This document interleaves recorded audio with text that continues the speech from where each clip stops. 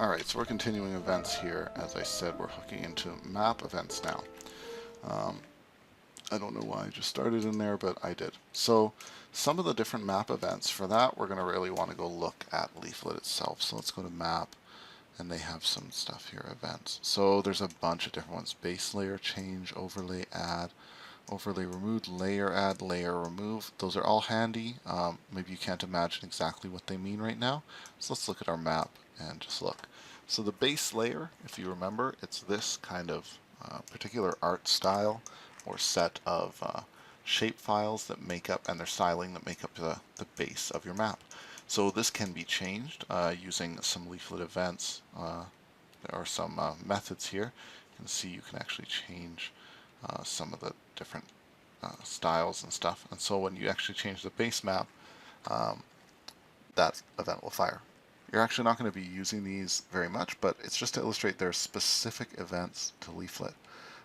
Some you may use occasionally is something like when zoom end may happen, or when move end happens. Typically you're not hooking into things like zoom start or move start. It's just not typically when things are asked for to happen on a map. So for instance, something that might happen is after you zoom to a level, you may want to change the appearance of something, or you may want to show something on the side of the map, or when they've moved the map, you may want to display some more information on the side, or recalculate something that's inside the view of their map, these kinds of things. There's also pop-up events. If you need to hook into one of these events to do something special with your pop-up when it opens, that's a great thing to hook into. And a lot more different kinds of interactions. You can see here we used our mouse move, but there's also clicks, double clicks, all those normal ones. Alright, so let's take a look at ones that I think are useful. One is going to be, let's look at move end. And we're going to use that to track the center of the map, because as we can see, it fires when the center of the map stops changing. So right there it changed and changed. That's just one way to measure how the map is moving. So let's head into our code again, and we will just make another event here. We're going to say map.on move end, and in this case we're going to console log it again. Well, we don't really need to console log it. We actually know probably what it's going to look like. It's probably going to have something like a e.latlong.lat. Let's just guess that that's what it's going to be. Let's make a little input underneath our map here, where we can input type equals text, and we're going to call it id equals, oops, my typing is really bad, current center. Okay. So, and then here, when it moves, we're just going to hook right into that and tell it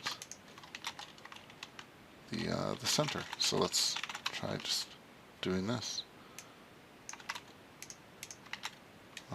We could probably turn that into a string, would be a good idea, so that it knows that we want to output this as text into the value.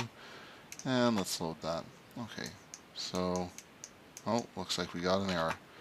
There it is. Cannot read properly lat of undefined. So we don't need to hook into the current event. We can actually use the new map to get the center of it. So there's another event here that's called getCenter. So we're going to use that to check out what we can do. Oops, that's the wrong one. There we are. And we're going to move this time. You can see we actually do have a lat and lon now. So we're going to put that in here instead and log this. Okay. There we go. Now we can see it's going to change. And it's a little long. You can see there's more here, but you get the idea. So now we can tell anything. And now we could also, if you're using some framework, you could make it also work in reverse, where when you enter something in here, it will change back on the map. And that's going to start happening in our next section, of course. So one more thing I wanted to do was showing and hiding markers. Something really useful. Just we're going to do it with a button. It's going to be quite simple, so it's just going to take a moment. We're going to add a little button here next to our button ID equals toggle layer. Okay. And about it. Well, we can just say toggle. Pretty descriptive, I think. Alright, and we have toggle layer, and now we can just add this. Let's see. We want to add it so we have access to our layer, which is our feature group here. So what we're going to do is put it over here. So we're going to say when toggle layer is clicked, so I'm going to write it like this, document.on click function, like this, toggle layer function. Okay. When that happens, what we're going to do is we're going to check and see if the markers are currently on the map.